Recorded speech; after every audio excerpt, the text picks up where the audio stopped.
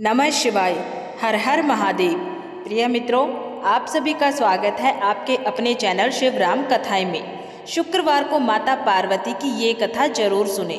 प्रिय भक्तों, आज हम आपको सुनाने जा रहे हैं शुक्रवार के दिन सुनी जाने वाली माता पार्वती की एक ऐसी पावन और चमत्कारी कथा जिसे सुनने मात्र से ही आपके जीवन के सारे दुख और दरिद्रता सदा के लिए दूर हो जाएगी। ये कथा है एक भोले भाले किसान रामू की। बहुत पुराने समय की बात है। कनकपुर नाम का एक बहुत ही सुंदर और खुशहाल गांव हुआ करता था। उस गांव की मिट्टी में मानो सोना उगता था। उसी गांव में रामू नाम का एक किसान रहता था। रामू बहुत ही सीधा साधा, मेहनती और धर्म को मानने वाला इंसान था। उसके जीवन का बस एक ही नियम था, किसी का भी दिल ना दुखाना और जो भी रूखा सूखा मिले उसे भगवान का प्रसाद समझकर ग्रहण करना। रामू भगवान शिव और माता पार्वती का बहुत बड़ा अनन्य भक्त था। हर शुक्रवार को वो माता पार्वती के मंदिर जाकर साफ सफाई करता और बड़े ही प्रेम भाव से उनकी पूजा करता था। रामू के माता पिता का देहांत बहुत पहले ही हो चुका था। उसके परिवार में केवल उसका छोटा भाई राजू था। रामू ने राजू को अपने बेटे की तरह पाला था। उसने खुद कभी अच्छे कपड़े नहीं पहने, लेकिन राजू की हर इच्छा पूरी की। रामू सोचता था कि मेरे माता पिता तो रहे नहीं, अब इस छोटे भाई का सहारा मैं ही तो हूँ। अगर मैं इसे किसी चीज़ की कमी होने दूंगा तो मेरी आत्मा मुझे कभी माफ़ नहीं करेगी। दोनों भाइयों में इतना प्रेम था कि गांव के लोग उनकी मिसाल दिया करते थे। लोग कहते थे कि भाई हो तो राम और लक्ष्मण जैसे, यानी कि रामू और राजू जैसे। रामू के पास पुरखों की थोड़ी बहुत ज़मीन थी जिस पर वो दिन रात मेहनत करता था। उसकी मेहनत और माता पार्वती की कृपा से उसके खेत हमेशा हरे भरे रहते थे। समय का पहिया अपनी गति से चलता रहा। जब राजू बड़ा हुआ तो रामू ने बड़ी धूमधाम से उसकी शादी करवा दी। घर में नई बहू के आने से खुशियाँ और बढ़ गई। रामू अपनी भाभी को भी अपनी बेटी समान ही मानता था। सब कुछ बहुत अच्छे से चल रहा था। रामू खेत में मेहनत करता और राजू घर के कामकाज और बाहर का सौदा सुलह देखता था। लेकिन कहते हैं ना कि जब समय अच्छा चल रहा हो तो किसी न किसी की बुरी नज़र लग ही जाती है। उस गांव में गिरधारी नाम का एक सेठ रहता था। गिरधारी बहुत ही अमीर था, लेकिन वो जितना अमीर था उससे कहीं ज़्यादा लालची और कपटी था। उसे गांव के भोले भाले किसानों की ज़मीन हड़पने की बहुत बुरी आदत थी। वो लोगों को ब्याज पे पैसे दिया करता था और फिर धीरे धीरे उनकी ज़मीन अपने नाम करवा लेता था। गिरधारी सेठ की नज़र बहुत दिनों से रामू और राजू के उपजाऊ खेतों पर थी। वो जानता था कि रामू की ज़मीन गांव में सबसे अच्छी जगह पे है और वहाँ की फसल भी सबसे शानदार होती है। सेठ गिरधारी कई बार रामू के पास आया और बोला, क्यों रामू, तुम इतनी मेहनत करते हो फिर भी कच्चे मकान में रहते हो? ये ज़मीन मुझे बेच दो, मैं तुम्हें मुँह मांगी कीमत दूंगा। तुम शहर जाकर कोई बड़ा व्यापार कर लेना। लेकिन रामू हर बार हाथ जोड़ के मना कर देता। वो कहता, सेठ जी, ये ज़मीन मेरी माँ है, मेरे पुरखों की निशानी है। इसे बेचकर मैं शहर में क्या करूँगा? मुझे अपने गांव और अपनी खेती से बहुत प्यार है और फिर मेरे पास माता पार्वती का दिया हुआ सब कुछ तो है। मुझे और पैसों का लालच नहीं है। रामू की बातें सुनकर गिरधारी मन ही मन जल भुन जाता था। उसे समझ आ गया था कि रामू को पैसों का लालच देकर जमीन नहीं हथियाई जा सकती है। उसने सोचा कि अगर सीधी उंगली से घी ना निकले तो उंगली टेढ़ी करनी पड़ती है। गिरधारी सेठ बहुत चालाक था। उसने देखा कि दोनों भाइयों में बहुत प्यार है और जब तक ये दोनों एक हैं तब तक इनकी ताकत को तोड़ना नामुमकिन है। अगर इस जमीन पे कब्जा करना है तो पहले इन दोनों भाइयों को अलग करना होगा, इनकी एकता को तोड़ना होगा। बस इसी बुरे इरादे से गिरधारी ने अपनी चाल चलनी शुरू कर दी। वो जानता था कि राजू अभी उम्र में छोटा है और उसे दुनियादारी की इतनी समझ भी नहीं है। साथ ही साथ राजू के मन में अमीर बनने के सपने भी थे जिन्हें गिरधारी ने भांप लिया था। एक दिन जब रामू खेत पे काम कर रहा था तब गिरधारी सेठ ने राजू को रास्ते में रोक लिया। गिरधारी ने बड़े ही प्यार से अपनी बातों में शहद घोलते हुए राजू से कहा, अरे राजू भाई, तुम यहाँ पैदल क्यों जा रहे हो? तुम तो इस गांव के इतने प्रतिष्ठित किसान के भाई हो, तुम्हें तो गाड़ी में घूमना चाहिए। राजू ने सादगी से जवाब दिया, अरे सेठ जी, हम तो साधारण किसान हैं, हमारे पास गाड़ी कहाँ से आएगी? हम तो अपनी मेहनत की कमाई खाते हैं। गिरधारी सेठ ने मौका देखकर अपनी चाल चली। वो बोला, भोले हो तुम राजू, बहुत भोले हो। तुम दिन रात मेहनत करते हो, लेकिन उसका सारा फायदा तो तुम्हारा बड़ा भाई रामू उठा रहा है। गांव में सब लोग रामू की ही तारीफ करते हैं। सब कहते हैं कि रामू बहुत मेहनती है, रामू बहुत धर्मात्मा है। तुम्हारा नाम तो कोई लेता ही नहीं है। और तो और घर की सारी तिजोरी की चाबी भी तो रामू के पास ही रहती है। तुम्हें क्या मिलता है? बस 2 वक्त की रोटी और पहनने को साधारण कपड़े।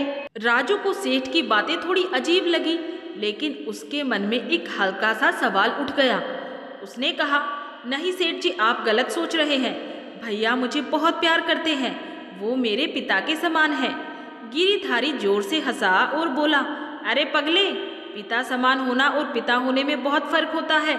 अभी तुम बच्चे हो, इसीलिए तुम्हें समझ नहीं आ रहा है। कल को जब तुम्हारे बच्चे होंगे तब क्या करोगे? क्या तब भी अपने भाई के आगे हाथ फैलाओगे? रामू तो चालाक है, वो संतों जैसा बनने का दिखावा करता है, लेकिन असली मालिक तो वही बना बैठा है। सोचो, अगर कल को उसने तुम्हें घर से निकाल दिया तो तुम कहाँ जाओगे?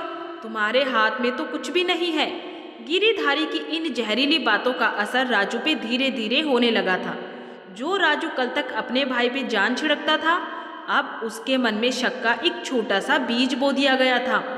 गिरिधारी ने जाते जाते एक और बात कही, देखो राजू, मैं तो तुम्हारा भला चाहता हूँ। तुम जवान हो, समझदार हो, अपना हक मांगना कोई बुरी बात नहीं होती है। अगर तुम चाहो तो मैं तुम्हारी मदद कर सकता हूँ। तुम अपना हिस्सा अलग कर लो, फिर देखना तुम भी मेरी तरह सेठ बन जाओगे। तुम्हारे पास भी बड़ा घर होगा, नौकर चाकर होंगे। राजू उस दिन तो घर आ गया, लेकिन उसका मन बहुत अशांत था। रात को खाते वक्त वो बार बार रामू की तरफ देख रहा था। रामू ने बड़े प्यार से राजू से पूछा, क्या हुआ राजू, आज तू बहुत चुपचाप लग रहा है, तबीयत तो ठीक है ना तेरी? राजू ने नजरें चुराते हुए कहा, नहीं भैया, सब ठीक है, बस काम की थकान है। लेकिन उसके दिमाग में गिरिधारी सेठ की बातें घूम रही थी। उसे अब रामू का प्यार भी दिखावा लगने लगा था। उसे लगने लगा कि शायद सेठ सही कह रहा है, मैं जीवन भर बस भाई की नौकरी ही करता रहूँगा क्या? मेरा अपना कोई वजूद नहीं है। अगले कुछ दिनों तक गिरिधारी सेठ लगातार राजू से मिलता रहा। वो जब भी मौका मिलता राजू के कान भरता। वो उसे बताता कि कैसे शहर के लोग मजे कर रहे हैं और राजू यहाँ गांव में सड़ रहा है। धीरे धीरे राजू का व्यवहार बदलने लगा। वो अब रामू से ठीक से बात नहीं करता था। खेत के काम में भी उसका मन नहीं लगता था। वो घर में छोटी छोटी बातों पे चिढ़ने लगा था। रामू को समझ नहीं आ रहा था कि अचानक उसके हंसते खेलते भाई को क्या हो गया है। एक शाम की बात है, शुक्रवार का दिन था। रामू माता पार्वती के मंदिर से पूजा करके लौटा था। उसके हाथ में प्रसाद था। उसने घर में आकर राजू को आवाज दी, राजू, ओ राजू, देख आज माता रानी का कितना सुंदर श्रृंगार हुआ था, ये ले प्रसाद खा ले। लेकिन आज राजू का रूप कुछ और ही था। वो आंगन में खाट पे बैठा था और उसके चेहरे पर गुस्सा साफ दिखाई दे रहा था। उसने रामू की तरफ देखा और प्रसाद लेने से मना कर दिया। उसने कड़े शब्दों में कहा, भैया मुझे प्रसाद नहीं चाहिए, मुझे आज आपसे एक जरूरी बात करनी है। रामू घबरा गया। उसने ऐसा रूप राजू का पहले कभी नहीं देखा था। उसने पूछा, क्या बात है राजू, तू मुझसे किस बात पे नाराज है? क्या मुझसे कोई गलती हो गई है? राजू खड़ा हो गया और बोला, गलती की बात नहीं है भैया, बात हक की है। मैं अब और आपके साए में नहीं जीना चाहता हूँ। मैं अब बच्चा नहीं हूँ, मेरी भी शादी हो गई है, मेरा भी अपना परिवार है। मुझे अब अपना हिस्सा चाहिए। मुझे इस घर और जमीन का बंटवारा चाहिए। बंटवारा? ये शब्द रामू के कानों में पिघले हुए शीशे की तरह पड़ा। उसे अपने कानों पर विश्वास नहीं हुआ। जिस भाई को उसने गोद में खिलाया, जिसे कभी जमीन पर पैर नहीं रखने दिया, आज वही भाई उससे अलग होने की बात कर रहा है। रामू की आंखों से आंसू की धारा बह निकली। वो दौड़कर राजू के पास गया और उसके कंधे पर हाथ रख के बोला, ये तू क्या कह रहा है राजू? बंटवारा? अरे ये सब ही तो तेरा है, मेरा क्या है? मैं तो बस इस घर का रखवाला हूँ। तेरे और मेरे बीच में ये दीवार क्यों खड़ी कर रहा है? किसने तुझे बहकाया है? लेकिन राजू पर तो गिरधारी सेठ की बातों का जादू चल चुका था। उसने रामू का हाथ झटक दिया और बोला, देखो भैया, मुझे जज्बाती मत बनाओ। मैं अब आपकी मीठी मीठी बातों में नहीं आने वाला हूँ। मुझे पता है कि आप ये सब इसलिए कह रहे हैं ताकि सारी जायदाद पर खुद कब्जा जमाए रखो। अगर आप सच में मुझे प्यार करते हो तो मुझे मेरा हिस्सा दे दो। मैं अपनी जिंदगी अपने तरीके से जीना चाहता हूँ। रामू सन्न रह गया। उसका दिल चकनाचूर हो गया था। उसे जमीन के टूटने का दुख नहीं था, उसे दुख इस बात का था कि उसका भाई टूट गया था, उसका विश्वास टूट गया था। घर के कोने में खड़ी रामू की पत्नी और राजू की पत्नी भी ये सब देख रही थी। रामू की पत्नी की आंखों में आंसू थे, जबकि राजू की पत्नी भी चुपचाप सिर झुकाए खड़ी थी। रामू ने खुद को संभाला। उसने अपने आंसुओं को पोंछा और भारी मन से कहा, ठीक है राजू, अगर तेरी यही मर्जी है तो ऐसा ही होगा। मैं तुझे कभी दुखी नहीं देख सकता। अगर तुझे अलग होकर ही खुशी मिलती है तो मैं तैयार हूँ, लेकिन याद रखना, मेरे भाई, लकीरें जमीन पे खिंचती हैं, दिलों में नहीं। मेरे लिए तू हमेशा मेरा छोटा भाई ही रहेगा। राजू ने बिना किसी दया के कहा, ये सब बातें रहने दो भैया। कल सुबह गांव की पंचायत बुला लो। सबके सामने फैसला होगा कि कौन सी जमीन किसको मिलेगी और घर का बंटवारा कैसे होगा। मुझे बाद में कोई लड़ाई झगड़ा नहीं चाहिए। उस रात रामू के घर में चूल्हा नहीं जला। रामू पूरी रात माता पार्वती की मूर्ति के सामने बैठा रोता रहा। वो बार बार यही प्रार्थना कर रहा था, हे माँ, ये कैसी परीक्षा ले रही हो? मेरे भाई के मन में इतना मैल कहाँ से आ गया है? मैंने तो कभी उसका बुरा नहीं चाहा। हे माँ जगदम्बा, मुझे शक्ति देना कि मैं इस दुख को सहन कर सकूं। उधर गिरधारी सेठ को जब ये खबर मिली कि राजू ने बंटवारे की मांग कर दी है तो वो खुशी से फूला नहीं समाया। उसकी चाल आखिरकार कामयाब हो गई थी। वो जानता था कि अब असली खेल शुरू होगा। उसने सोच लिया था कि बंटवारे के समय वो ऐसी चाल चलेगा कि अच्छी जमीन राजू के हिस्से में आए और बेकार जमीन रामू को मिले, और फिर बाद में वो राजू को बेवकूफ़ बनाकर वो जमीन भी हथिया लेगा। अगली सुबह पूरे गांव में खबर फैल गई कि रामू और राजू के बीच बंटवारा होने वाला है। गांव के लोग हैरान थे। किसी को यकीन नहीं हो रहा था कि राम और लक्ष्मण जैसी ये जोड़ी टूट रही है। सब लोग रामू के घर के बाहर जमा होने लगे। पंचायत बुलाई गई। सरपंच और गांव के बड़े बुजुर्ग वहां आ गए। गिरधारी सेठ भी सबसे आगे आकर बैठ गया, जैसे ही वो राजू का सबसे बड़ा शुभचिंतक हो। पंचायत शुरू हुई। सरपंच ने पूछा, हाँ भाई रामू, सुना है कि तुम दोनों भाई अलग होना चाहते हो, क्या ये सच है? रामू ने हाथ जोड़कर भरी हुई आवाज में कहा, जी सरपंच काका, राजू की यही इच्छा है और उसकी इच्छा मेरे लिए आदेश है। सरपंच ने राजू की तरफ देखा। क्यों राजू, क्या तुम सच में अलग होना चाहते हो? सोच लो बेटा, मिलजुल कर रहने में जो बल है वो अलग होने में नहीं है। राजू ने गिरधारी सेठ की तरफ देखा। सेठ ने आंखों ही आंखों में उसे इशारा किया। राजू ने तन के कहा, जी काका, मैंने सोच लिया है, मुझे अपना हिस्सा चाहिए। अब सवाल ये था कि बंटवारा कैसे हो। घर और जमीन का बंटवारा होना था। रामू के पास गांव के पास वाली उपजाऊ जमीन थी और दूसरी तरफ गांव से दूर नदी के उस पार वाली जमीन थी जो पथरीली और बंजर थी। घर भी काफी बड़ा था, जिसमें आगे का हिस्सा पक्का और हवादार था, जबकि पीछे का हिस्सा पुराना और थोड़ा जर्जर था। गिरधारी सेठ ने बीच में दखल देते हुए कहा, देखो सरपंच जी, बंटवारा एकदम बराबर होना चाहिए, लेकिन क्योंकि राजू छोटा है और अभी गृहस्थी में नया है तो उसे चुनने का पहला मौका मिलना चाहिए। बड़े भाई का फर्ज है कि वो छोटे को अच्छी चीज दे। रामू तुरंत बोल पड़ा, मैं तैयार हूँ। राजू जो भी हिस्सा चाहेगा मैं खुशी खुशी उसे दे दूंगा, मुझे कोई शिकायत नहीं होगी। रामू का ये त्याग देखकर गांव वालों की आंखें नम हो गई, लेकिन राजू की आंखों पर तो लालच का पर्दा पड़ा था। उसने गिरधारी के सिखाए अनुसार तुरंत कहा, ठीक है, मुझे गांव के पास वाली उपजाऊ जमीन चाहिए और घर का आगे वाला पक्का हिस्सा चाहिए। गांव वाले ये सुनकर सन्न रह गए। ये तो सरासर अन्याय था। गांव के पास वाली जमीन की कीमत बहुत ज़्यादा थी और वो बहुत उपजाऊ भी थी, जबकि दूसरी जमीन पर खेती करना लोहे के चने चबाने जैसा था और घर का भी अच्छा हिस्सा राजू मांग रहा था। सरपंच ने कहा, अरे राजू, ये क्या मांग रहे हो? अगर तुम सारी अच्छी चीज़ें ले लोगे तो तुम्हारा बड़ा भाई क्या करेगा? उसे भी तो जीने का सहारा चाहिए। लेकिन रामू ने सरपंच को रोक दिया।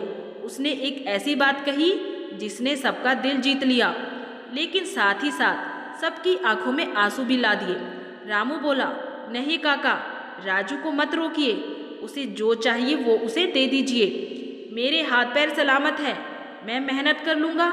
अगर मेरा भाई खुश है तो मैं बंजर जमीन पर भी सोना उगा लूँगा। बस माता पार्वती की कृपा मुझ पे बनी रहे। और इस तरह उस दिन वो मनूस बंटवारा हुआ। कागज तैयार किए गए। रामू ने बिना एक शब्द पढ़े उस पे अंगूठा लगा दिया। राजू को सबसे अच्छी जमीन और पक्का मकान मिल गया। रामू के हिस्से में आई नदी पार की पथरीली बंजर जमीन और घर का पीछे वाला टूटा फूटा हिस्सा। गिरिधारी सेठ मन ही मन अपनी जीत पे मुस्कुरा रहा था। उसने भाई को भाई से अलग कर दिया था और रामू को सड़क पर लाकर खड़ा कर दिया था। लेकिन गिरिधारी और राजू ये नहीं जानते थे कि रामू के पास दुनिया की सबसे बड़ी दौलत थी, वो थी सब्र और माता पार्वती का आशीर्वाद। रामू को नहीं पता था कि आने वाला समय उसके लिए कितनी कठिनाई परीक्षाएं लेकर आने वाला है, लेकिन उसने अपना सब कुछ माता के चरणों में सौंप दिया था। पंचायत खत्म हो चुकी थी। गांव के लोग अपने अपने घरों को लौट रहे थे, लेकिन उनकी जुबान पर बस एक ही चर्चा थी कि कैसे एक भाई ने दूसरे भाई के साथ इतना बड़ा अन्याय किया। लोग राजू और गिरिधारी सेठ को कोस रहे थे और रामू की महानता की बातें कर रहे थे, लेकिन रामू के लिए अब इन बातों का कोई मतलब नहीं था। फैसला हो चुका था और रामू ने उसे पूरी तरह से स्वीकार कर लिया था। सूरज ढल रहा था, जैसे रामू के पुराने खुशहाल जीवन का सूरज भी आज अस्त हो गया हो। रामू और उसकी पत्नी सुमित्रा ने अपने थोड़े बहुत कपड़े और बर्तन समेटे। जिस घर के मुख्य द्वार से वो हमेशा शान से गुजरते थे, आज उसी घर के पिछले दरवाजे से उन्हें अपने ही घर के टूटे हुए हिस्से में जाना पड़ रहा था। घर का पिछला हिस्सा बरसों से बंद पड़ा था। वहाँ ना तो ढंग की छत थी और ना ही फर्श था। दीवारों पर कोई काई जमी हुई थी और कोनों में मकड़ी के जाले लगे हुए थे। जगह जगह से प्लास्टर झड़ रहा था। सुमित्रा की आंखों से आंसू नहीं रुक रहे थे। उसने रामू की तरफ देखा और बोली, जी, हम यहाँ कैसे रहेंगे? यहाँ तो सांस लेना भी मुश्किल है। बरसात में तो यहाँ पानी टपकता होगा। क्या इस दिन के लिए हमने राजू को पाल पोस कर बड़ा किया था? रामू ने एक गहरी सांस ली और सुमित्रा के आंसू पोंछते हुए बोला, सुमित्रा, रो मत। ये समय रोने का नहीं, हिम्मत रखने का है। हो सकता है माता पार्वती हमारी परीक्षा ले रही हो। अगर हम सुख में भगवान को याद करते हैं तो दुख में उनसे शिकायत क्यों करें? ये टूटा फूटा ही सही, पर अब यही हमारा आशियाना है। हम इसे अपनी मेहनत से फिर से स्वर्ग बना देंगे।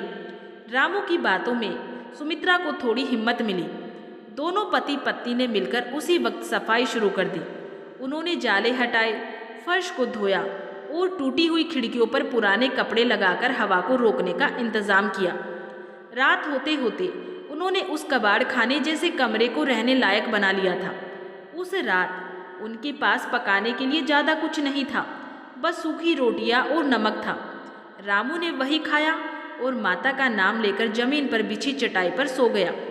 उसे नींद नहीं आ रही थी। उसकी आंखों में आने वाले कल की चिंता थी, लेकिन दिल में एक अजीब सा सुकून था कि उसने अपने भाई के लिए सब कुछ त्याग दिया। अगली सुबह शुक्रवार था।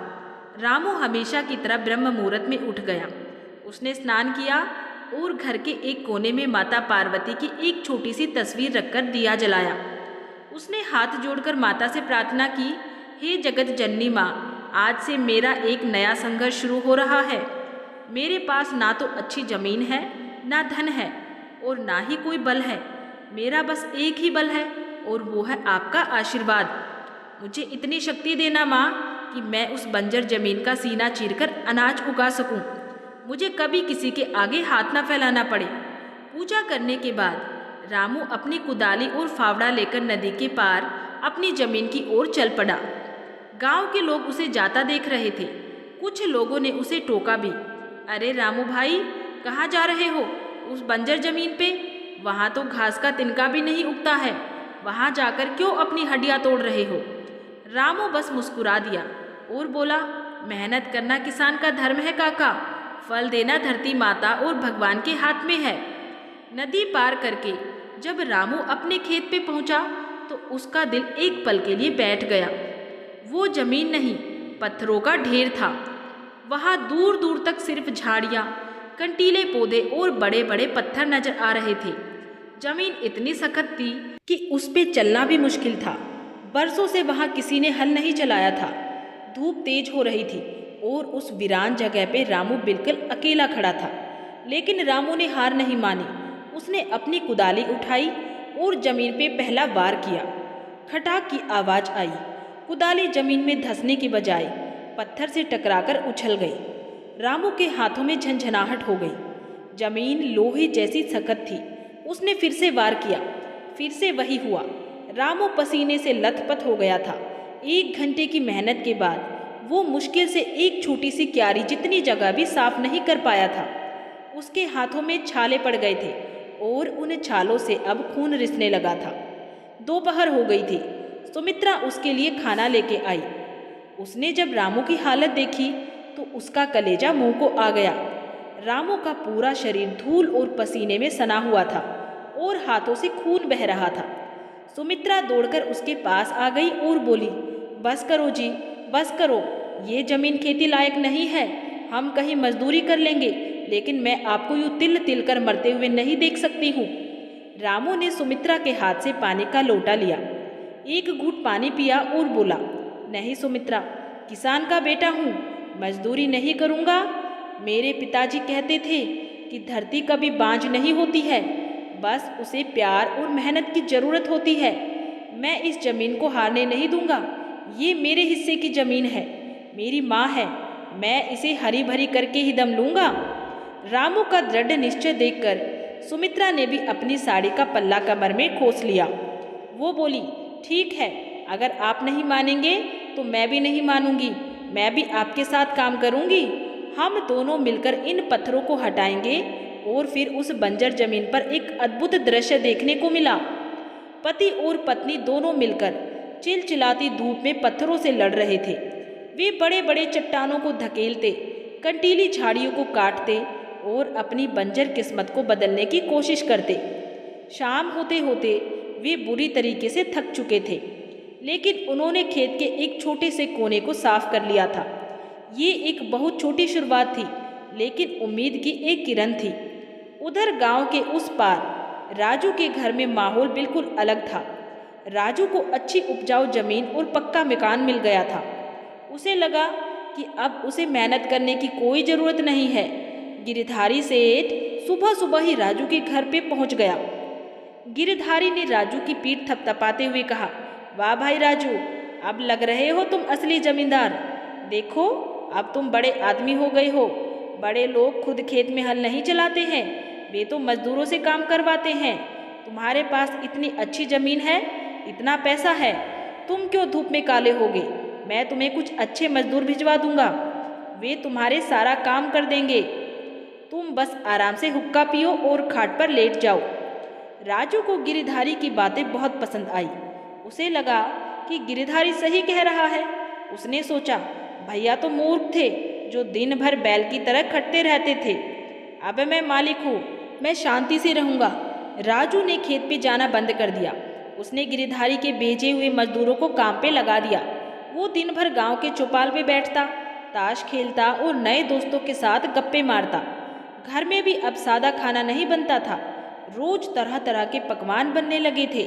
राजू को ये नई आज़ादी और अमीरियत का नशा चढ़ने लगा था। उसे ये समझ नहीं आ रहा था कि जो पैसा आ नहीं रहा, बस जा रहा है, वो एक दिन खत्म ही होगा। गिरधारी सेठ यही चाहता था। उसने राजू को शराब और जुए की लत लगाने के लिए अपने कुछ चमचे उसके पीछे लगा दिए थे। वे लोग राजू की झूठी तारीफ करते और उससे पैसे खर्च करवाते। राजू को लगता कि कि वो गांव का राजा बन गया है। वो अपने भाई रामू के बारे में एक पल भी नहीं सोचता था कि वो किस हाल में होगा। कुछ दिन बीत गए। रामू और सुमित्रा रोज सुबह उठते, माता पार्वती की पूजा करते और फिर उस बंजर जमीन पे जाकर हाड़ तोड़ मेहनत करते। उनकी मेहनत का असर दिखने लगा था। उन्होंने खेत से काफ़ी पत्थर हटा दिए थे, लेकिन असली समस्या अभी भी बाकी थी। पानी वो जमीन नदी के उस पार थी, लेकिन ऊंचाई पर थी। वहाँ तक नदी का पानी लाना बहुत मुश्किल काम था और बिना पानी के बीज डालना बेकार था। शुक्रवार का दिन था। रामू खेत में कुदाली चला रहा था कि अचानक उसकी कुदाली एक बड़े पत्थर के नीचे फंस गई। उसने पूरी ताकत लगाकर पत्थर को हिलाया। पत्थर तो नहीं हिला, लेकिन रामू का पैर फिसल गया और वो धड़ाम से गिर पड़ा। उसका सिर एक नुकीले पत्थर से टकराया और खून की धार बह निकली। रामू दर्द से कर्रा उठा। उसे लगा कि अब सब खत्म हो गया है। वो वही जमीन पर लेट गया और आसमान की तरफ देखकर रोने लगा। माँ, हे माँ पार्वती, अब और कितनी परीक्षा लोगी? मेरे शरीर में अब ताकत नहीं बची है। मैं टूट रहा हूँ माँ। अगर मुझे पानी नहीं मिला तो मेरी सारी मेहनत बेकार जाएगी। मैं भूखा मर जाऊँगा। लेकिन मेरी सुमित्रा का क्या होगा? दया करो माँ, दया करो। रामू की आंखों में आंसू और सिर से खून दोनों धरती पर गिर रहे थे। वो दर्द और थकान से बेहोश होने लगा था। तभी एक चमत्कार हुआ था, या शायद ये रामू की अटूट भक्ति का फल था। जिस पत्थर को हटाने की कोशिश में रामू गिरा था, उस पत्थर के नीचे की जमीन थोड़ी गीली नजर आई। बेहोशी की हालत में भी रामू की नजर उस गीली मिट्टी पे पड़ी। उसे लगा शायद ये उसका भ्रम है। उसने अपनी धुंधली आंखों को साफ किया और ध्यान से देखा। वहाँ, हाँ, वो मिट्टी गीली थी। रामू के शरीर में जैसे बिजली दौड़ गई। वो अपना दर्द भूल गया। उसने फिर से कुदाली उठाई और पागलों की तरह उस पत्थर के आसपास की मिट्टी खोदने लगा। जय माँ पार्वती, जय माँ पार्वती, वो जोर जोर से चिल्लाने लगा। सुमित्रा, जो खेत के दूसरे कोने पर लकड़ियाँ बीन रही थी, उसकी आवाज़ सुनकर दौड़ती हुई आई। उसने देखा कि रामू पागलों की तरह जमीन खोद रहा है और उसका सिर लहूलुहान है। सुमित्रा घबरा गई। जी, ये क्या हो रहा है? ये क्या कर रहे हो? आपको चोट लगी है? सुमित्रा देख, पानी, यहाँ नीचे पानी है। रामू चिल्लाया। उसने और जोर से खोदा और तभी पत्थर के नीचे से पानी की एक पतली सी धार फूट पड़ी। वो कोई साधारण पानी नहीं था। वो अमृत समान शीतल और साफ जल था। ऐसा लग रहा था मानो सूखी धरती की प्यास बुझाने के लिए माँ गंगा स्वयं प्रकट हो गई हो। रामू और सुमित्रा उस पानी को देख के रो पड़े। ये खुशी के आंसू थे। उस बंजर, पथरीली और सूखी जमीन पर पानी का निकलना किसी चमत्कार से कम नहीं था। रामू ने उस पानी को अपनी अंजुली में भरा और सबसे पहले उसे अपने माथे से लगाया, फिर सुमित्रा को पिलाया और फिर खुद पिया। उस पानी ने जैसे उनके अंदर नई जान फूंक दी हो। देखा सुमित्रा, मेरी माँ ने मेरी सुन ली है। मैं कहता था ना कि अगर नीयत साफ हो और मेहनत सच्ची हो तो पत्थर से भी पानी निकल आता है। आज शुक्रवार है, ये माता पार्वती का ही आशीर्वाद है। रामू ने वही घुटनों के बल बैठकर जमीन को माथा टेका। पानी मिल जाने से रामू की सबसे बड़ी समस्या हल हो गई थी। अब वो खेती कर सकता था। उसने उस छोटे से झरने के पास एक छोटा सा कुंड बना दिया ताकि पानी जमा हो सके। अब रामू के पास जमीन थी, पानी था और मेहनत करने का जज्बा था। उसने तय किया कि वो इस बार ऐसी फसल उगाएगा जो कनकपुर गांव ने पहले कभी नहीं देखी होगी। लेकिन रामू की राह अभी भी आसान नहीं थी। उसके पास बीज खरीदने के लिए पैसे नहीं थे। घर का राशन भी खत्म होने वाला था। जो थोड़ा बहुत पैसा बचा था वो बंटवारे के समय हुए खर्च में चला गया था।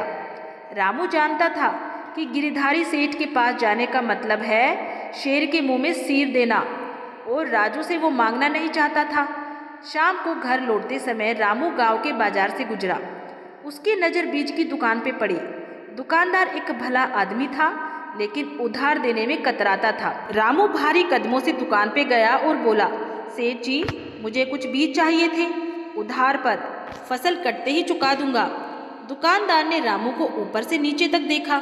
उसके कपड़े फटे हुए थे और सिर पे पट्टी बंधी हुई थी। दुकानदार ने रूखा सा जवाब दिया, रामू भाई, जमाना खराब है, तुम्हारे पास तो अब अच्छी जमीन भी नहीं है, उस बंजर जमीन पे क्या उगाओगे? और अगर कुछ अच्छा नहीं उगा तो मेरा पैसा कैसे चुकाओगे? माफ करना, मैं उधार नहीं दे सकता हूँ। रामू निराश होकर लौटने ही वाला था कि तभी पीछे से एक आवाज आई, इसे जो भी बीज चाहिए दे दो, पैसे मैं दूंगा। रामू ने मुड़ के देखा, वहाँ गांव का एक बुजुर्ग खड़ा था जिसे लोग बाबा कहकर बुलाते थे। वो कोई अमीर आदमी नहीं थे, बस एक साधु स्वभाव के व्यक्ति थे जो मंदिर में रहते थे। रामू ने कहा, नहीं बाबा, मैं आपसे पैसे कैसे ले सकता हूँ? बाबा मुस्कुराए और बोले, बेटा रामू, ये कर्ज नहीं है, ये मेरा विश्वास है। मैंने तुझे और तेरी पत्नी को उस पथरीली जमीन पर खून पसीना बहाते देखा है। मुझे पता है कि तेरी मेहनत बेकार नहीं जाएगी। ये ले, बीज ले आ और दिखा दे दुनिया को कि किसान की मेहनत क्या कर सकती है। रामू की आंखों में फिर से आंसू आ गई। उसे लगा कि आज साक्षात भगवान किसी न किसी रूप में उसकी मदद कर रहे हैं। वो बीज लेकर घर आया। उधर राजू की हालत धीरे धीरे बिगड़ने लगी थी। गिरिधारी सेठ के बताए मजदूरों ने काम तो किया, लेकिन उन्होंने खेत में खाद और पानी का सही ध्यान नहीं रखा। राजू तो खेत देखने भी नहीं जाता था। मजदूरों ने बेमन से काम किया और फसल कमजोर होने लगी। ऊपर से राजू के खर्चे इतने बढ़ गए थे कि उसने अपनी जमा पूंजी खर्च करनी शुरू कर दी थी। गिरिधारी सेठ अब राजू को उधार देने की पेशकश करने लगा था। अरे राजू भाई, चिंता क्यों करते हो? पैसे की जरूरत हो तो मुझसे ले लो, फसल कटने पर दे देना, हम तो भाई जैसे हैं। गिरिधारी ने जाल फेंका और नासमझ राजू ने उस जाल में पैर रख दिया। उसने गिरिधारी से कुछ पैसे उधार ले लिए ताकि वो अपनी शान शौकत बरकरार रख सके। ये राजू की बर्बादी की पहली सीढ़ी थी। समय बीतता गया, मौसम बदला, बारिश का मौसम आया। रामू के खेत में जहाँ कभी सिर्फ पत्थर थे, अब हरियाली की एक चादर बिछ गई थी। रामू ने दिन रात एक करके कंकड़ कंकड़ चुनकर फेंका था। उसने सब्जियों की खेती की थी क्योंकि अनाज उगने में वक्त लगता था। उसकी तोरई, लौकी और करेले की बेलें इतनी शानदार थी कि देखने वाले देखते ही रह जाते थे। उस बंजर जमीन की मिट्टी ने रामू के पसीने का कर्ज चुका दिया था, लेकिन असली परीक्षा अभी बाकी थी। एक रात भयानक तूफान आया।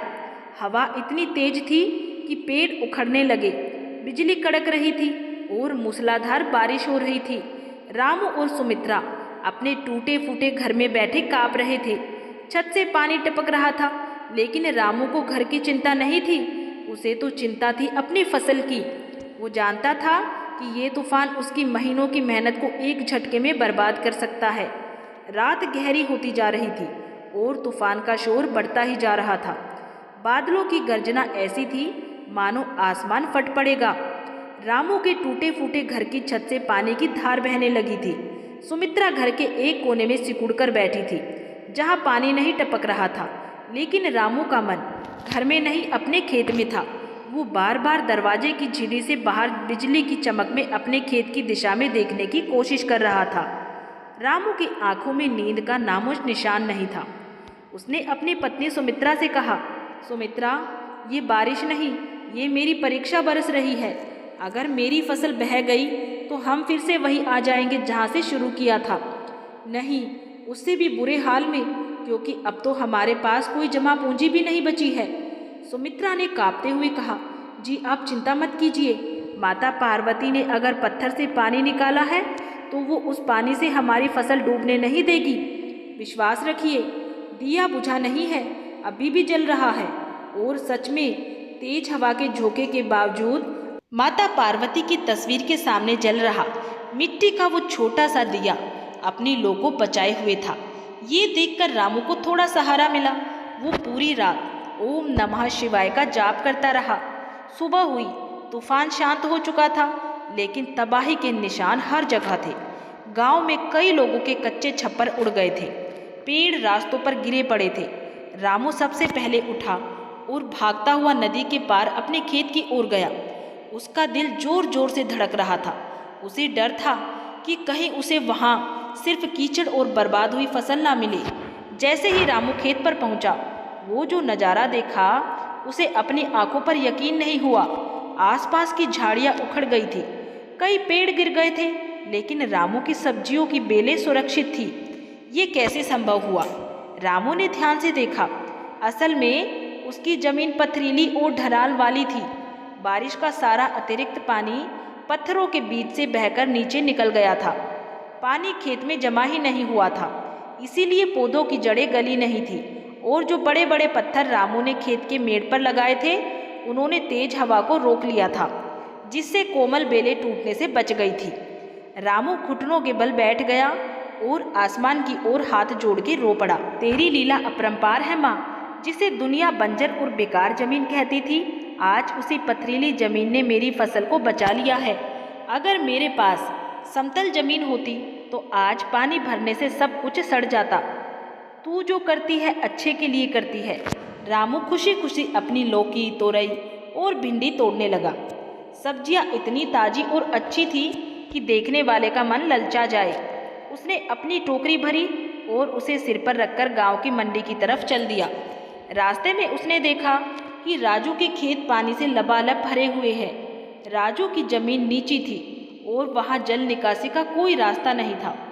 घुटनों तक पानी भरा था और धान की फसल पूरी तरह बिछी गई थी। जो पौधे बचे थे वे पानी में डूबकर सड़ने लगे थे। रामू का दिल अपने भाई का नुकसान देखकर दुख गया। वो एक पल के लिए रुका, सोचा कि राजू के पास जाए, लेकिन फिर उसे राजू के कड़वे शब्द याद आ गए। उसने सोचा अभी जाऊंगा तो उसे लगेगा कि मैं उसके जले पर नमक छिड़कने आया हूँ। रामू भारी मन से आगे बढ़ गया। मंडी में रामू की सब्जियों की धूम मच गई। गांव के बाकी किसानों की फसल तूफान में खराब हो गई थी, इसीलिए मंडी में सब्जियों की कमी थी। ऐसे में रामू की ताजी और बिना दाग वाली सब्जियां हाथों हाथ बिक गई। सेठ और व्यापारियों ने उसे मुंह मांगे दाम दिए।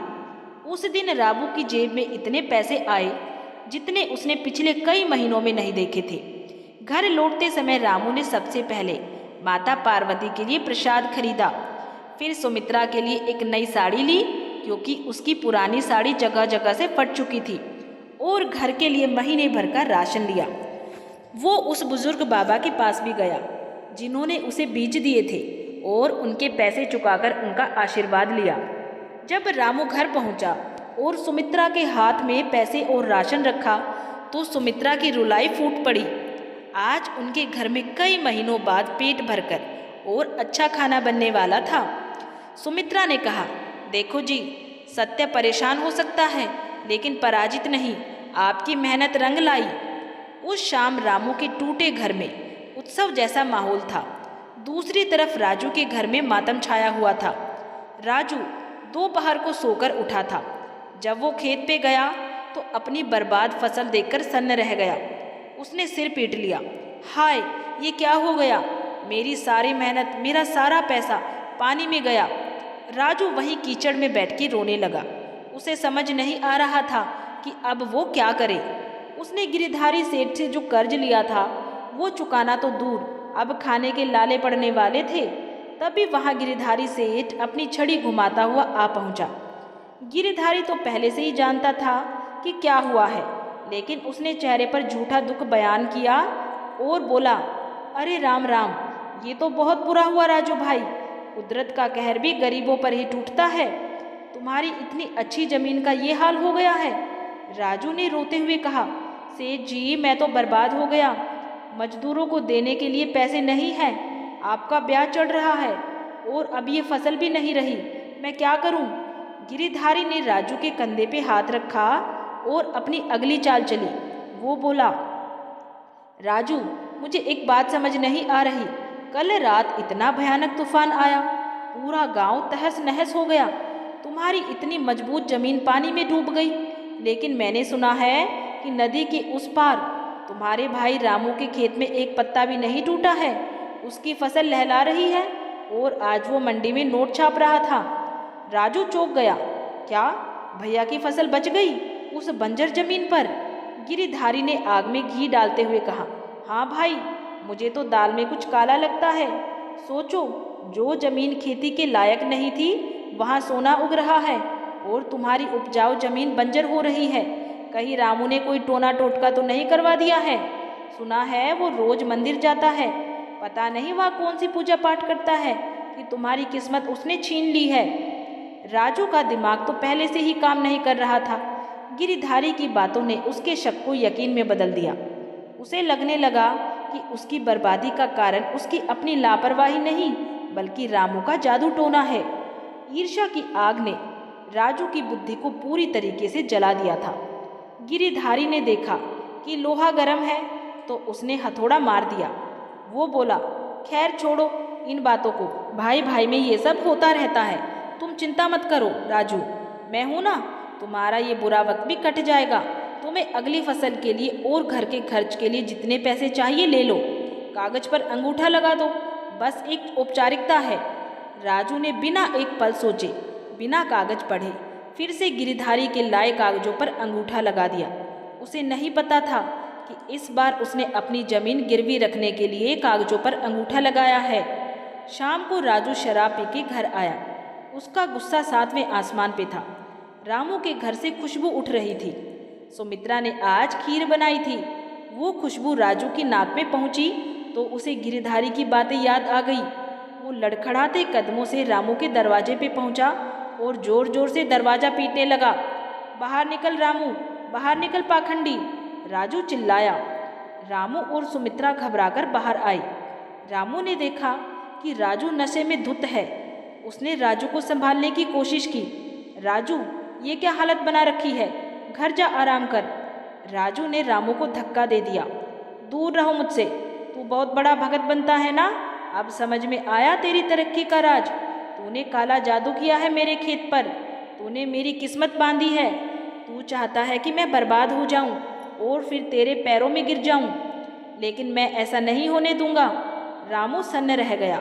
जिस भाई के लिए वो रोज दुआ मांगता था वो आज उसे जादू टोना करने वाला कह रहा था। गांव के कुछ लोग भी तमाशा देखने जमा हो गए। रामू ने शांत स्वर में कहा, राजू तुझे नशा चढ़ा है। तुझे नहीं पता तू क्या बोल रहा है। ये काला जादू नहीं, ये माता पार्वती की कृपा और पसीने की कमाई है। तूने मेहनत नहीं की, दूसरों के भरोसे खेत छोड़ दी, इसीलिए तेरा नुकसान हुआ है। इसमें मेरा क्या दोष है।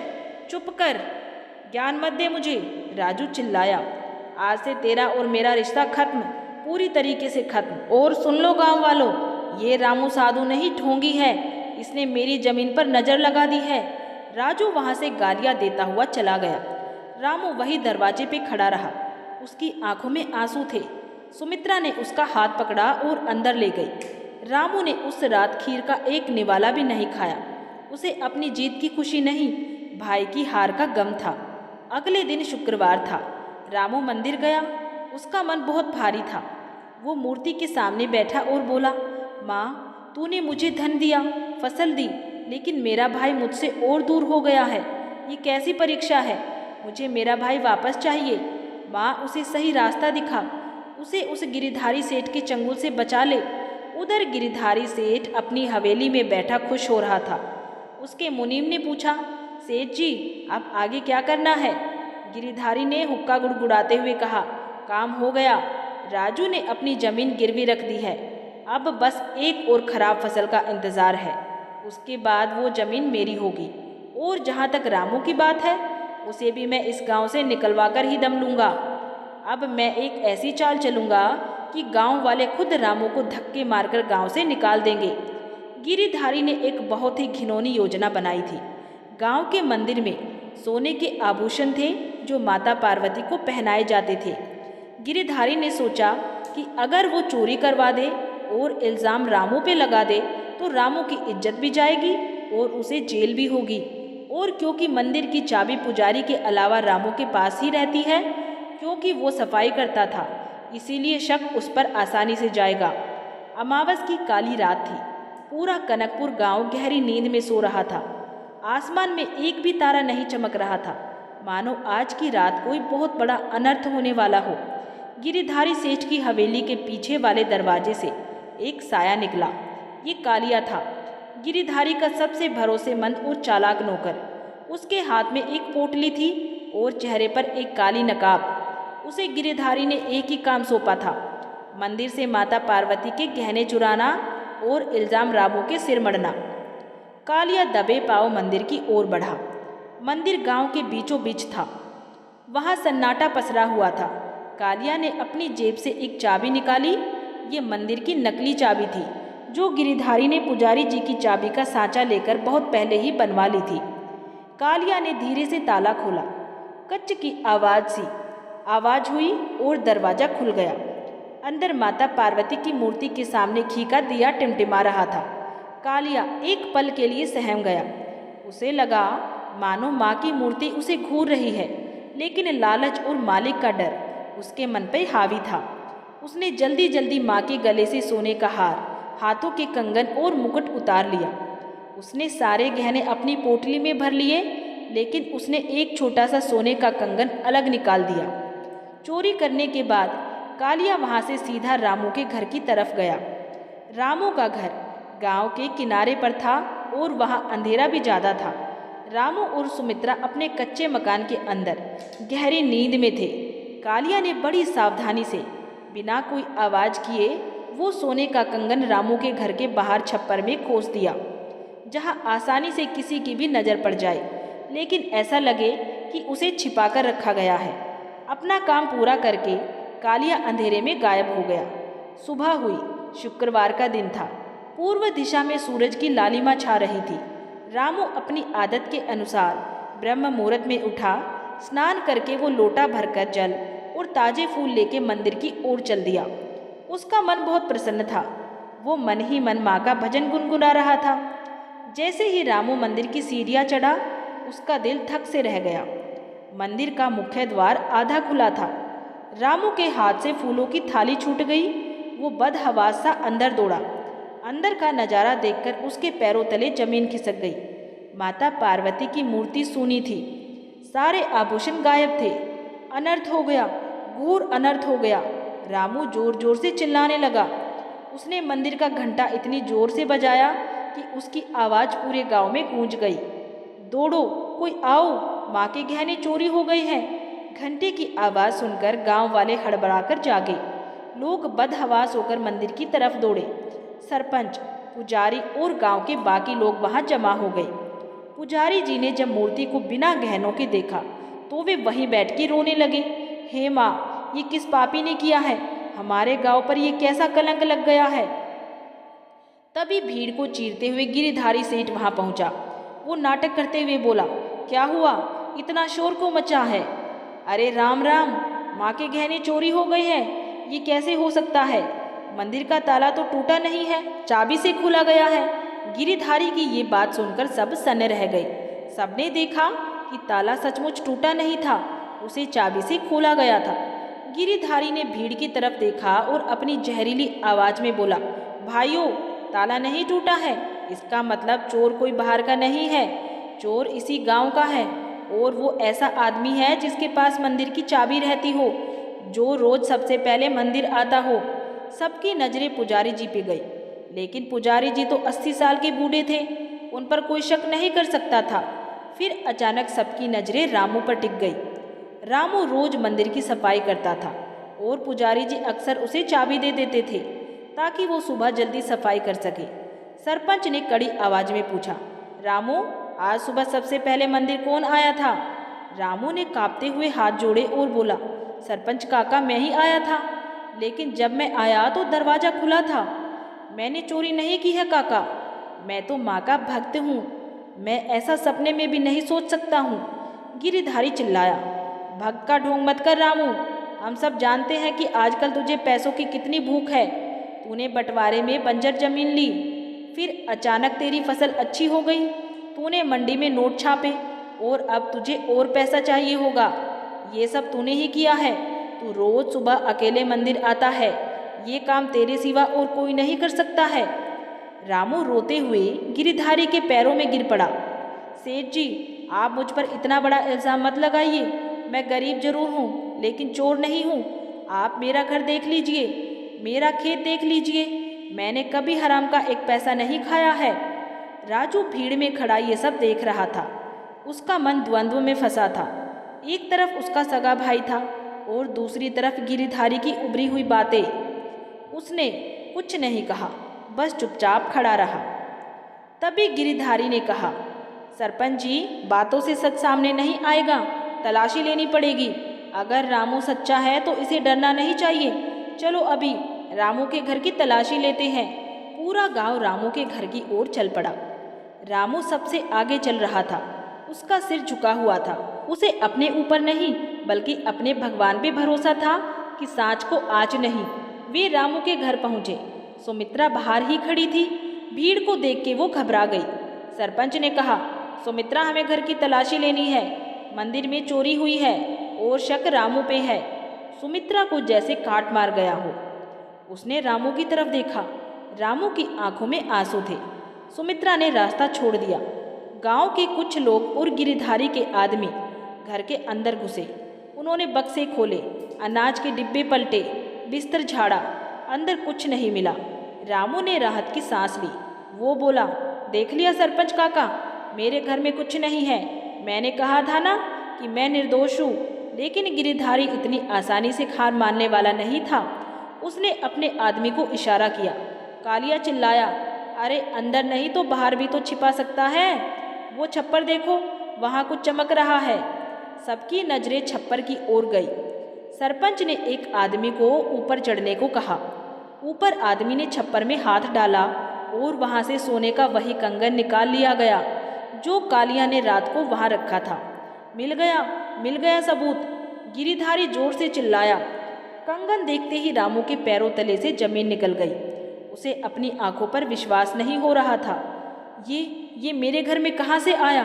मुझे नहीं पता है, ये साजिश है, कोई मुझे फंसा रहा है। रामू चीख पड़ा, लेकिन अब कोई उसकी सुनने वाला नहीं था। सबूत सबके सामने था।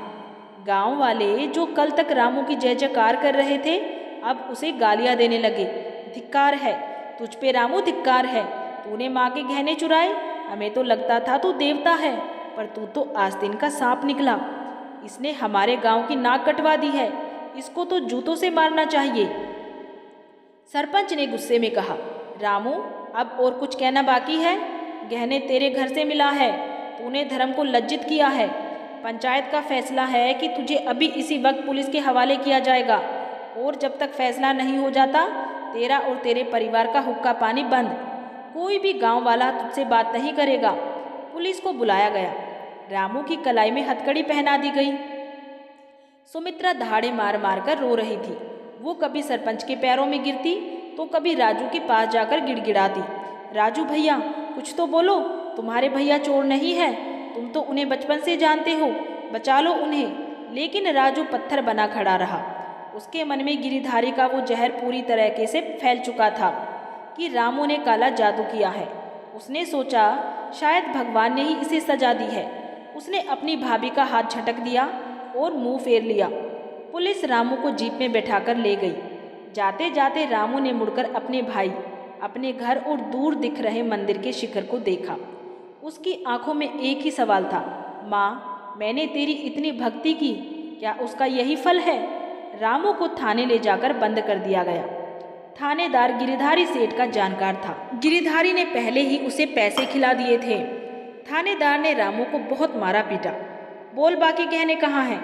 रामू दर्द से तड़पता रहा, लेकिन उसके मुंह से बस यही निकला, साहब मैंने चोरी नहीं की है, मैं निर्दोष हूँ। उधर गांव में रामू के घर पे सन्नाटा था। सुमित्रा अकेली बैठी शून्य में ताक रही थी। उसके पति को चोर साबित कर दिया गया था। उसका देवर उसका साथ छोड़ चुका था और पूरा गांव उसके खिलाफ था। उसके पास अब जीने का कोई सहारा नहीं बचा था। लेकिन कहते हैं कि जब सारे दरवाजे बंद हो जाते हैं तब भगवान कोई ना कोई खिड़की खोल देता है। रात हुई। राजू अपने घर की छत पे लेटा था। उसे नींद नहीं आ रही थी। बार बार उसकी आंखों के सामने रामू का रोता हुआ चेहरा आ रहा था। तभी उसे नीचे गली से कुछ लोगों के बात करने की आवाज़ आई। वो गिरिधारी सेठ और कालिया की आवाज़ थी। वे राजू के घर के पीछे वाले सुनसान रास्ते से गुजर रहे थे। शायद उन्हें लगा कि इतनी रात को सब सो रहे होंगे। राजू कान लगाकर सुनने लगा। गिरिधारी हंसते हुए कह रहा था, वाह कालिया, क्या काम किया है तूने, मान गई तेरी सफाई को। रामू अब चक्की पीसता रहेगा और उसकी वो जमीन, वो भी बहुत जल्दी मेरी हो जाएगी। बस एक बार रामू को लंबी सजा हो जाए, कालिया बोला, मालिक, लेकिन वो बाकी गहने जो मेरे पास है उनका क्या करें? गिरधारी सेठ बोला, उन्हें अभी छिपा के रख, जब मामला ठंडा पड़ जाएगा तब शहर ले जाकर बेचेंगे। बेचारा रामू सोच रहा होगा कि उसकी माँ पार्वती ने उसे क्यों नहीं बचाया। उसे क्या पता कि असली खेल तो गिरधारी ने खेला है। ये सुनकर राजू के पैरों तले जमीन खिसक गई। उसे ऐसा लगा जैसे किसी ने उसके सिर पे हथौड़ा मार दिया हो। हे भगवान, ये मैंने क्या कर दिया? मेरा भाई निर्दोष था, वो सच कह रहा था, और ये गिरधारी, ये सांप, इसने मेरे भाई को फंसाया और मैं चुपचाप तमाशा देखता रहा। राजू का नशा, उसका घमंड, उसकी गलतफहमी सब एक पल में चकनाचूर हो गई। उसे अपनी गलती का एहसास हुआ। उसे याद आया कि कैसे रामू ने उसके लिए अपनी जमीन छोड़ दी थी, कैसे कैसे उसने हमेशा उसे बेटे की तरह प्यार किया था, और बदले में उसने क्या दिया? धोखा और अपमान। राजू की आंखों से पश्चाताप के आंसू बहने लगे। उसने उसी वक्त कसम खाई, भैया मुझे माफ़ कर दो, मैं बहुत बड़ा पापी हूँ, लेकिन अब मैं चुप नहीं बैठूंगा, मैं आपको बचाऊंगा, चाहे इसके लिए मुझे अपनी जान ही क्यों ना देनी पड़े। लेकिन राजू ये भी जानता था कि गिरधारी बहुत ताकतवर है। अगर वो सीधे जाकर लड़ेगा तो गिरधारी उसे भी मरवा सकता है या फंसा सकता है। उसे दिमाग से काम लेना होगा। कल शुक्रवार था। राजू को याद आया कि भैया कहते थे शुक्रवार माँ का दिन है, इस दिन माँ अपने भक्तों की पुकार जरूर सुनती है। राजू ने एक योजना बनाई। उसे पता करना था कि कालिया ने बाकी गहने कहाँ छुपाए हैं। अगर वो गहने मिल जाए तो रामू बेदाग साबित हो जाएगा। राजू ने पूरी रात जागकर बिताई। उसे पता था कि अब एक पल की भी देरी उसके भाई की जिंदगी बर्बाद कर सकती है। सुबह होते ही राजू ने वही किया जो गिरधारी सेठ ने कभी सोचा भी नहीं था। राजू सीधा पुलिस थाने नहीं गया, क्योंकि उसे पता था कि थानेदार बिका हुआ है। वो सीधा गांव के सरपंच के घर गया और उनके पैरों में गिर पड़ा। राजू ने रोते हुए सरपंच को सारी सच्चाई बता दी कि कैसे उसने गिरधारी और कालिया की बातें सुनी थी। सरपंच एक नेक इंसान थे, लेकिन उन्हें सबूत चाहिए था। राजू ने कहा, काका, मुझे बस एक मौका दीजिए। मुझे पता है कि कालिया आज सुबह उन गहनों की जगह बदलने वाला है। अगर हम अभी गिरधारी के पुराने गोदाम के पीछे छिप जाएं, तो हम उन्हें रंगे हाथों पकड़ सकते हैं। सरपंच ने राजू की आंखों में सच्चा पछतावा देखा। उन्होंने गांव के कुछ भरोसेमंद नौजवानों को बुलाया और अपने साथ ले लिया और चुपके से गिरधारी के गोदाम के पीछे जाके छिपे। थोड़ी ही देर में वहां कालिया आया। वो इधर उधर देख रहा था कि कहीं कोई उसे देख तो नहीं रहा है। वो गोदाम के कोने में रखे हुए भूसे के ढेर को हटाने लगा। वहां एक गड्ढा खुदा हुआ था। कालिया ने उस गड्ढे से गहनों की पोटली निकाली। तभी वहां गिरधारी सेठ भी जा पहुंचा। गिरधारी ने हंसते हुए कहा, शाबाश कालिया, अब इन गहनों को शहर ले जा और गलाकर बेच दे। रामू तो अब जेल में सड़ता रहेगा और वो जमीन बहुत जल्दी नीलाम होकर मेरे पास आ जाएगी। कालिया ने कहा, हाँ मालिक, आपकी चाल तो कमाल की थी। रामू को भनक भी नहीं लगी और वो चोर बन गया। जैसे ही कालिया ने ये बात कही, राजू, सरपंच और गांव के लोग अपने छिपाव से बाहर निकल आए। पकड़ लो इन पापियों को, सरपंच ने कड़क कर आदेश दिया। गिरधारी और कालिया हक्के बक्के रह गए। इससे पहले कि वे भाग पाते, गांव के नौजवानों ने उन्हें दबोच लिया। सरपंच ने गिरधारी के गाल पर एक जोरदार तमाचा मारा और कहा, शर्म नहीं आती तुझे गिरधारी? तूने एक निर्दोष और भक्त आदमी को फंसाया और माँ के गहने चुराए। तेरे पाप का घड़ा अब भर चुका है। राजू ने कालिया के हाथ से गहनों की पोटली छीन ली और उसे सरपंच के हवाले कर दिया। सबूत सबके सामने था। गांव वालों ने गिरधारी और कालिया की जमकर धुनाई की और फिर उन्हें रस्सियों से बांधकर थाने ले गए। जब थानेदार ने देखा कि पूरा गांव और सरपंच साथ है और सबूत भी मिल गया है, तो उसे मजबूरन गिरधारी और कालिया को गिरफ्तार करना पड़ा। उसी वक्त रामू को सम्मान के साथ जेल से रिहा कर दिया गया। रामू को समझ नहीं आ रहा था कि अचानक क्या हुआ। जब वो थाने से बाहर आया तो उसने देखा कि राजू वहाँ खड़ा है। उसकी आंखों में आंसू हैं और नजरें झुकी हुई है। रामू को देखते ही राजू दौड़कर उसके पैरों में गिर पड़ा और फूट फूट के रोने लगा। भैया मुझे माफ़ कर दो, मैं अंधा हो गया था। मैंने लालच में आकर अपने ही भगवान जैसे भाई पे शक किया। आप मुझे जो चाहे सजा दे दो, मार लो, लेकिन मुझे अपने से दूर मत करो भैया। रामू की आंखों से भी आंसू बह निकले। उसने तुरंत राजू को उठाया और गले से लगा लिया। रामू ने रोते हुए कहा, पगले, भाई भी कभी भाई से नाराज होता है क्या? तू तो मेरा बच्चा है। सुबह का भूला अगर शाम को घर आ जाए तो उसे भूला नहीं कहते हैं। ये सब तो माता पार्वती की परीक्षा थी। देख, माँ ने सब ठीक कर दिया है। सत्य की जीत हुई। दोनों भाइयों का मिलन देखकर वहाँ मौजूद हर इंसान की आंखें भी नम हो गई थी। रामू और राजू गांव वालों के साथ जयकारे लगाते हुए घर लौटे। सुमित्रा, जो घर के दरवाजे पर बैठी आस लगाए देख रही थी, अपने पति को सही सलामत और देवर को सुधरा हुआ देखकर खुशी से झूम उठी। उस दिन शुक्रवार था। रामू, राजू और सुमित्रा ने मिलकर मंदिर को धोया, माता पार्वती का भव्य श्रृंगार किया और वापस मिले गहने माँ को पहनाए। पूरा गांव उस आरती में शामिल हुआ। उस रात घर पर राजू ने एक और फैसला लिया। उसने सबके सामने कहा, भैया ये बंटवारा गलत था। मैं ये दीवार तोड़ना चाहता हूँ। आज से हम अलग नहीं रहेंगे। मेरी जमीन और आपकी जमीन अब एक होगी। हम मिलकर खेती करेंगे। रामू ने मुस्कुराते हुए हामी भरी। अगले ही दिन दोनों भाइयों ने मिलकर घर के बीच की दीवार तोड़ दी। राजू ने अपनी उपजाऊ जमीन और रामू ने अपनी मेहनत से उपजाऊ बनाई हुई उस पथरीली जमीन को मिला दिया। अब उनके पास गांव का सबसे बड़ा खेत था। दोनों भाइयों की मेहनत और माँ के आशीर्वाद का ऐसा रंग चढ़ा कि उनकी खेती में मानो सोना बरसने लगा। राजू अब पूरी तरीके से बदल चुका था। उसने बुरी संगत छोड़ दी थी और वो भी रामू की तरह मेहनती और धर्मपरायण बन गया था। जिस गिरिधारी ने उन्हें तोड़ने की कोशिश की थी, वो अब जेल की सलाखों के पीछे अपने कर्मों की सजा काट रहा था। रामू का परिवार अब सुखी और संपन्न था। वे अब हर शुक्रवार को माता पार्वती की कथा सुनते और व्रत रखते।